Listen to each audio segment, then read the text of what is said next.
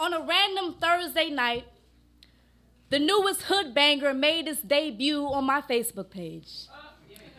And the newest hood banger is a YouTube clip with a bright and red background and Chiraq, big and white. Me, a burning house in Harlem on Valentine's Day, furious with a fusion of flames manifesting just like what people say, oh, you're from Chiraq. Whenever I tell them I'm from Chicago, I pardon their ignorance. But for the looking-ass niggas with looking-ass daughters, I want to apologize for wishing Nicki Minaj into a Chicago shootout. I imagine Oyasha Shabazz smelling kerosene in her slumber, her mother sweeping the gunpowder from her face, a ritual she kept close, just like fire. You might not know what it's like to live your life as a burning house, holding on to a rifle just so that you can continue to hold on to your daughters.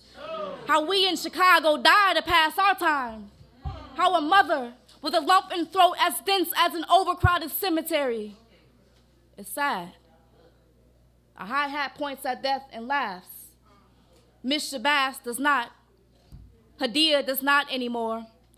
There were a congregation of nooses tying their stomachs into a Molotov cocktail, marking the agility of a bedroom window, making ashes out of sleeping babies. Sometimes I be mistaking cobblestones for granite headrests because these bodies be all over my front yard, all on my lawn. This is how we landscape. This is how we escape. This is symmetry, like a good beat and sheet, like a two-step. We know all too well how to save the last dance. 2 years is all it takes for you to remember how to press play. Watch him lean back and rock away over and over and over again. How to sense the scent of lighter fluid. How to watch a looking-ass nigga stampede a stage. We are masters of thump-bumping these kicks. Sound too much like stars being reborn and made nightfall embroidery the beat.